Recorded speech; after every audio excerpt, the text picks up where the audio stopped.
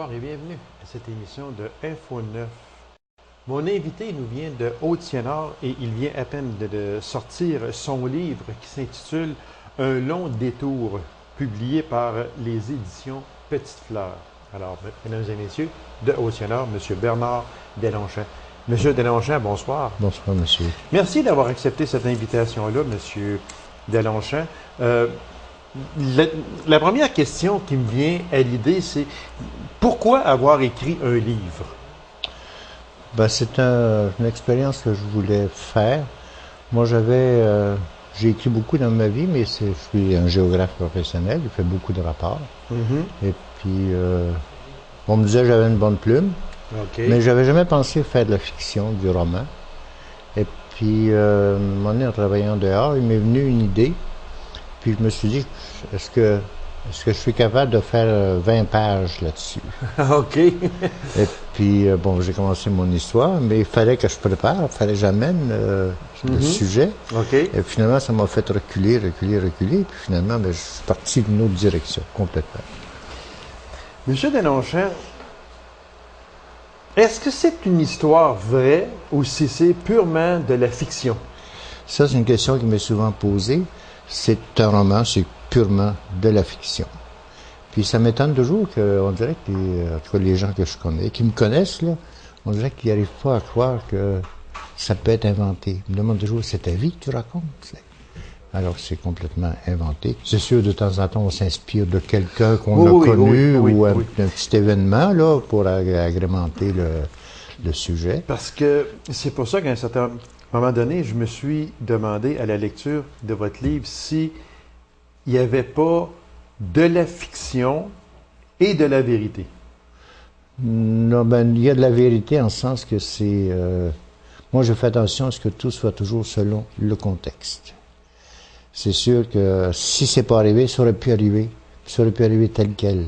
Parce que je voulais absolument respecter la période, tu sais, que ce soit un peu comme ce soit de l'histoire. D'ailleurs, j'en ai fait un petit peu d'histoire. Tu sais, il y a même des notes au bas des pages qu'on ne voit pas d'habitude dans un roman. Parce que ben, moi, j'ai étudié en histoire aussi, en géographie et en histoire. L'histoire m'intéresse beaucoup. Fait que c'est sûr que c'est pas un roman historique, c'est sûr. Non, absolument pas. Absolument pas. Monsieur Deslongchamps, là, on ne vendra pas le punch, rien, là, parce qu'il y a des gens qui ne l'ont pas lu, puis on va leur laisser le plaisir de le lire. Mais moi, là, à la lecture de ce livre-là, je regarde votre titre, Un long détour. Puis j'essaie d'incorporer ce titre-là à l'intérieur de l'histoire, puis j'ai un peu de misère. Pourquoi un long détour? Ah, ben c'est bon, mon titre, là, qui est le sujet principal. Là, finalement, il est parti de Montréal. Et puis, c'est un type qui se cherche d'une certaine façon. Oui, exactement, oui. Fait que ça l'a amené en Abitibi, ça l'a amené à Chibougamau, puis là, il est rendu ailleurs encore. C'est un peu... Mais c'est pas facile de trouver un titre, pour moi. Non, c'est sûr. Parce que pas facile. On dit toujours que, et là, je parle des écrivains que j'ai reçus ici, puis même que j'ai jasé avec les écrivains, la plupart de ces personnes-là écrivent et mettent un titre après. Oui. Est-ce que c'était votre cas?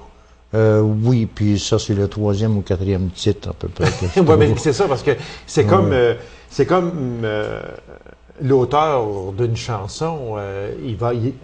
La chanson, avant qu'elle soit primée, il va avoir peut-être 2 ou 3 titres. Oui. Et puis après ça, il va choisir un titre définitif. Puis sa chanson va porter ce titre-là. C'est un peu la même chose pour un livre. Oui, c'est sûr. Oui. Pourquoi la maison de la mort? Est-ce que c'était pour faire peur? Ou bien non, si on se reporte dans ces années-là, et même dans les années 50, où ça a pris fin à peu près dans les années 50, là, les fameuses... les bonhommes 7 heures, puis les choses comme ça, ça, là, c'était d'envergure à ce moment-là. Très souvent, combien de fois on a entendu parler du bonhomme 7 heures? Oui. Pas plus aujourd'hui, parce qu'aujourd'hui, ça serait le bonhomme minuit, probablement, mais dans ce temps-là, c'était le bonhomme 7 heures. Puis, vous parlez de la maison de la mort. Du mort. Ou du mort, c'est ça? Ouais, OK, du mort. C'était... Bon, il y avait quelqu'un qui était enterré là. Oui. Puis c'était... Mais je corrigerais un peu, c'est que moi, je suis né en 31. OK. Puis, bon, l'événement se passe en 39. Oui. Mais déjà, les gens croyaient plus beaucoup. Non. Non. Il y avait quelques personnes naïves, là, tu sais, qui, bon, à travers... qui continuaient à y croire. Non, comme dans le voisinage chez nous, non, les revenants et les fantômes. C'était fini dans les années 30. Oui, à la fin des années 30. Vous parlez également du village de Lafleur. Pourquoi le village de Lafleur? Moi, je voulais pas situer mon roman là, dans une place connue. Là. OK. Malgré que... Parce que ça oblige, mettons, à plus d'exactitude, c'est un peu plus compliqué. Tu sais, il faut décrire les gens, il faut que tu respectes les lieux. Tandis qu'en imaginant un village, c'est typique, là, mais qui n'existe pas en fait, là. Mais c'était plus facile pour l'écrire. La fleur, c'est parce que moi, j'étais... toute ma vie, j'ai toujours épelé mon adresse. À Québec, je sais, c'est la rue Lockwell. L-O-C-K-W-E-L-L. OK. À Rouen, c'était à Noranda, Chadburn. OK. Et puis là, au Tienard, les gens ne savent pas trop non plus. Fait que moi, j'étais frustré à cause de ça. Fait que je voulais avoir un autre bien simple pour me... Pourquoi vous avez été frustré de ça? Toujours épeler son adresse à chaque fois. C'est vrai. C'est tannant. Oui. Si tu dis que tu restes à... Même mécanique, oui, probablement pas, là, mais... Ça vous a pris combien de temps, écrire un livre comme ça, monsieur? Moi, j'ai commencé, ça doit faire 4 ans à peu près, là, mais j'ai pas travaillé à plein temps. Non. Ouais. Je l'ai présenté au concours régional. C'est ça, moi, j'avais quand même un bout de chemin de fait. Et puis, une année, vous savez que le concours littéraire, le sujet change à chaque année. Une année, c'est le roman, la poésie, bon, tout ça, la nouvelle. Et puis, cette année-là, c'était le roman. Puis, j'ai pensé présenter quelque chose. En fait, là, j'ai rédigé, là, plus sérieusement. Mais on était limité à 200 pages. Ah, OK. Ouais. Comment vous avez procédé à l'écriture de ce livre-là? Comme vous dites, comme vous me l'avez dit tantôt, vous n'avez pas un matin, on s'assoit, puis là, j'écris, puis j'arrêterai d'écrire quand le livre sera fini. Là. C'est pas comme ça, c'est sûr. C'est un peu ça. C'est un peu ça? Oui, je ne dois pas pour me vanter, mais les idées me viennent facilement. OK. Et puis, entre mon premier jet et puis le produit final, dans les idées, il n'y a presque pas de différence. Ah, OK. Ouais. C'est en écrivant que les idées me viennent. Moi, je suis un scriptomoteur d'abord, plus que verbomoteur. OK. Et puis... vous aimez l'écriture? Ben oui, c'est pour mon plaisir que je fais ça. Tu sais. Quelqu'un me disait, vous avez dû beaucoup travailler là-dessus. Ben, je dis, c'est pas du travail, ça, c'est important. Moi, je ne vous connais pas beaucoup. Je sais que vous êtes un monsieur Deslongchamps qui demeurait à Haut-Tienard. Et c'est à peu près tout ce que je sais de votre vie. Mais lorsque j'ai lu ce livre-là, j'ai été, puis je vous ai posé la question tantôt, et je reviens sur ça encore. J'ai de la difficulté à me dire que c'est un peu tout de la science-fiction, ou science-fiction, je veux dire, c'est de l'invraisemblable, ou appelez ça comme vous voulez, de l'histoire pure et simple. Parce que quand on regarde la précision de certains passages de votre livre, il doit y avoir du personnel à l'intérieur de ça.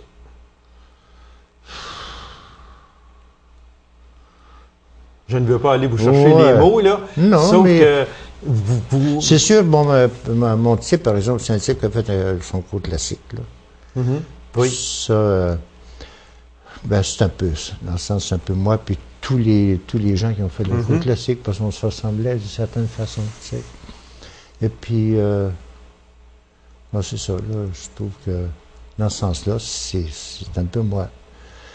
Pour ce qui est des événements comme tels, là, Non, c'est sûr. Bon, je pense le type du magasin général. Ben bon, j'en ai connu un type qui ressemblait un peu à ça. C'est sûr. C'est sûr que vous avez été chercher des faits véridiques, en ce sens que lorsque vous parlez justement du magasin général, dans votre temps, c'était ça, le magasin général, que c'était à Haute-Sénard ou que ce soit à Macamic à ce moment-là. Ouais. Et je sais qu'il y a quelques relations avec Macamic quand vous dites que vous allez dans les villages voisins, ben oui, etc.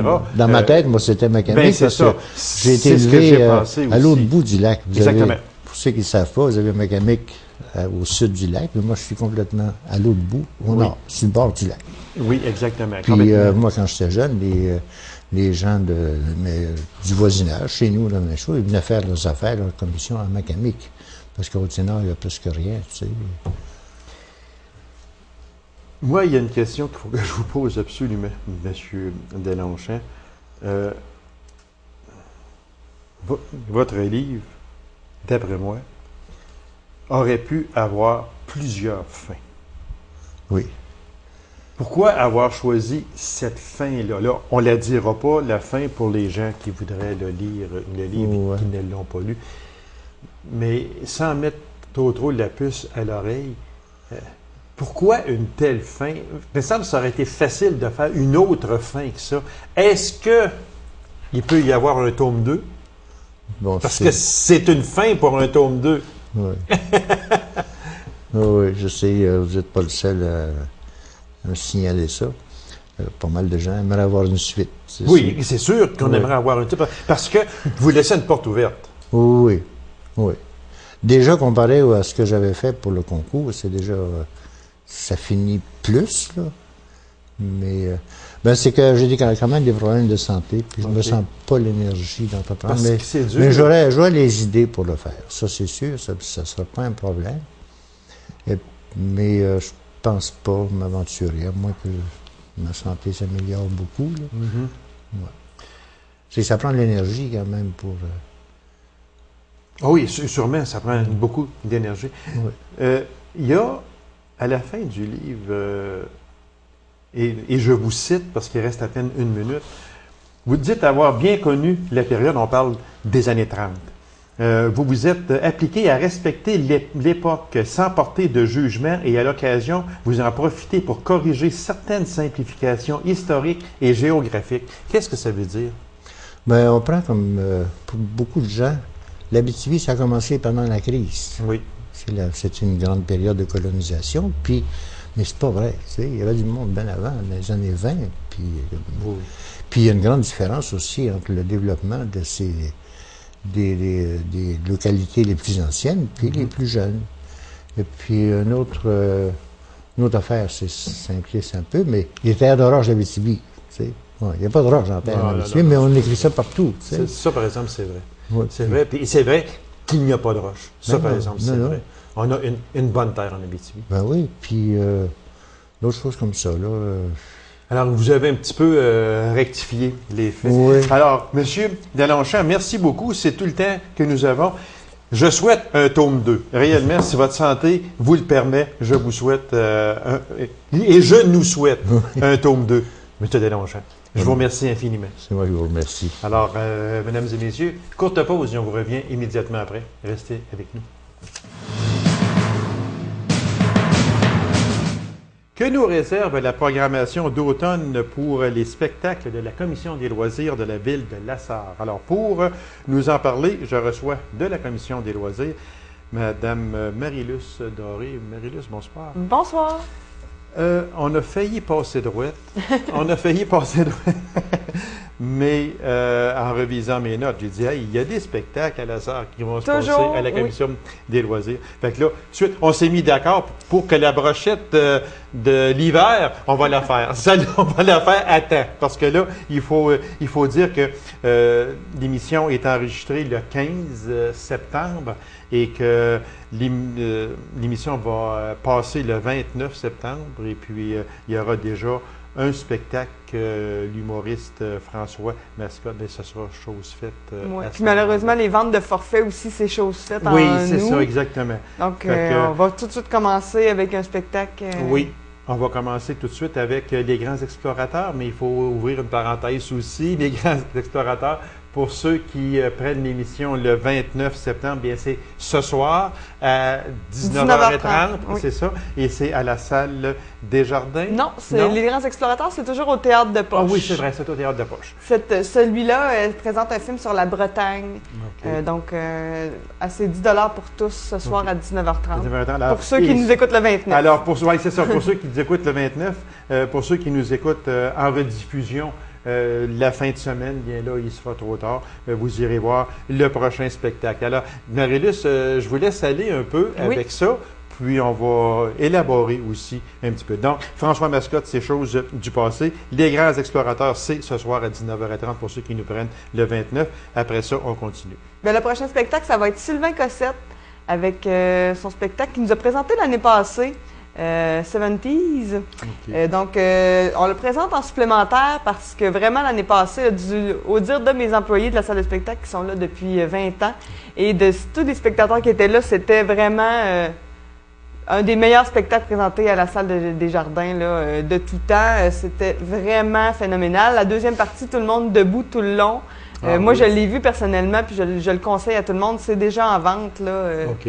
C'est déjà en vente, exactement, parce que c'est la mise en vente, puis, juste une parenthèse, Marie-Luce, la mise en vente, c'est habituellement un mois avant le spectacle, c'est ça? C'est ça. On ajuste là, des fois pour être en semaine, évidemment, mais oui, c'est ça. Donc là, les billets sont en vente au moment où l'on... Depuis le 1er septembre. Le spectacle est le 1er octobre, c'est un jeudi à 20h à la salle des Jardins. Fait qu'on continue avec un autre. Ensuite, nous avons l'ensemble Les Guebels, c'est au Théâtre de Poche. C'est l'ensemble à cordes de l'OSR, de l'Orchestre symphonique régional. Donc, pour les M. Jacques Marchand. Exactement. Oui. Donc, pour les amateurs de musique classique, l'ensemble Les Guebels, c'est 15 $, un prix pour tous. OK. Le 10 octobre à 20h au Théâtre de Poche. Il y a des billets qui sont en vente depuis le 10 septembre également. On poursuit. On poursuit en théâtre. On a deux pièces de théâtre très intéressantes pour cette saison. La première, Femme de rêve, je crois que ça va plaire, une comédie fantaisiste avec Martin Drainville, Luc Guérin et Nathalie Mallette. Donc ça se passe de commentaires lorsque l'on voit ces trois La belle brochette d'acteurs. C'est une belle brochette. On va là pour rire, soyez assurés de ça. Exactement. Puis c'est le 23 octobre, c'est un vendredi à 20h à la salle des Jardins. Les prix des billets, je ne les ai pas dit pour les autres spectacles. Pour celui-là, c'est 35 $ réguliers et on a toujours un prix pour les étudiants et 65 ans et plus. Okay. C'est 28 $. Fait que c'est en vente aussi depuis le 23 septembre. On poursuit avec un autre spectacle qui va plaire aux nostalgiques, mais en même temps, c'est un nouvel album, un tout nouveau style pour Louise Forestier, avec le groupe El Motor, c'est son fils. Donc, c'est eux qui font la musique. Le 14 novembre à la salle des Jardins à 20h, 25 $ et 20 $ pour les étudiants. Louise Forestier, ça fait quand même un bon bout de temps, Louise Forestier. Exact. À la salle, dans mes statistiques, je ne pense pas qu'elle soit venue dans les dernières années. Là. Non, je ne penserais pas exactement. Alors, les billets, si on parlait du coût des billets aussi. Oui, 25 $ et 20 $ pour les étudiants et 65 ans et plus. Et ces billets-là seront en vente à compter du 14 octobre prochain. Oui. On continue, Marie-Luce? Oui, on continue avec Yann Perrault.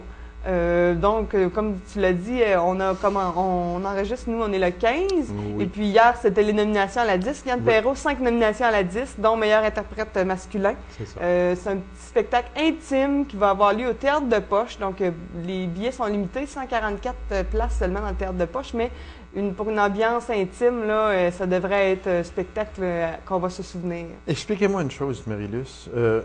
Pourquoi il y a des spectacles au Théâtre de Poche quand Yann Perrault, on le connaît, pourquoi il n'est pas à la place? C'était seulement des choix. Moi, je book, je book pour utiliser l'anglicisme, c'est pas mal d'avance. Yann Perrault, son album n'était pas encore sorti. Ah, okay. Le succès, on ne savait pas, c'est quand même pas non plus quelqu'un de... Il commence de plus en plus à faire sa place, là, mais avant, là, son album, surtout, c'est un succès, mais avant ça, on ne savait pas trop. Aussi, depuis que je suis en poste, ça va faire bientôt 1 an, Le théâtre de poche, c'est une belle petite salle, intime. Oui, intime, 140 quelques Oui, 144 sièges. 144, Donc, moi, je voulais mettre en valeur un peu aussi cette belle salle-là qu'on a. Depuis qu'on a la salle des jardins qui a été rénovée, oui, on a présenté beaucoup de spectacles là, mais il y a certains spectacles qui se prêtent plus à une ambiance un peu plus intime. Puis écoutez, il va falloir se dépêcher pour avoir les billets, c'est tout. Puis on va essayer de développer ça dans les prochaines saisons aussi, d'avoir toujours des spectacles un peu plus d'artistes émergents ou quelque chose un peu plus du blues ou des spectacles un peu plus différents et moins grand public dans la petite salle. Exactement. Alors, Liane Perrault, c'est vendredi le 20 novembre. Les spectacles sont en majeure partie à 20h. Oui, seulement les grands explorateurs qui sont à 19h30. À 19h30. Sinon, c'est toujours à 20h. Et puis, c'est au théâtre de poche, comme je l'ai dit, 25 et 20 pour les étudiants et 65 ans et plus. Et puis, la mise en vente est le 20 octobre. Exactement. Bon, là, on arrive avec un gros spectacle. Tout un spectacle là, avec Dan Bigra et une blonde. Oui, bien. Mais elle n'est pas blonde. Non, non, non. En fait, ce sera deux blondes. Okay. Dan Bigra, on sait qu'il a sorti un album de duo de la tendresse avec uniquement des femmes du Québec, des comédiennes, des chanteuses. Annie Villeneuve qui est dans ça. Oui, il y avait Marine Orsini. Marine Orsini aussi, oui. Marie-Hélène Thibert. Oui. Bon, justement, nous, on va avoir la chance. Le spectacle de Dan Bigra et une blonde, il va avoir une choriste qui va faire toutes les chansons. Et Marie-Hélène Thibert qui va venir faire certaines chansons avec lui en duo aussi. Donc, on a la chance d'avoir Dan Bigra et Marie-Hélène Thibert. C'est des grands succès de Dan Bigra qui nous interprètent en duo. Marie-Hélène Thibert qui était venue de l'an dernier, si ma mémoire est fidèle, c'est ça, était venue l'an dernier. C'était à guichet fermé. Et d'entendre, parce que moi, je suis un fan inconditionnel de Dan Bigra. J'adore, pas seulement comme chanteur, j'adore ce que fait Dan Bigra. Je le prenais justement hier, hier c'était le 14 septembre, je le prenais en entrevue avec Jean-Luc Mongrain sur l'itinérance. Et puis, il y a plusieurs personnes qui devraient l'écouter. C'est un homme très sage, ce Dan Bigra. Il n'a pas toujours été très sage, par exemple, mais depuis plus de 20 ans, il est très sage.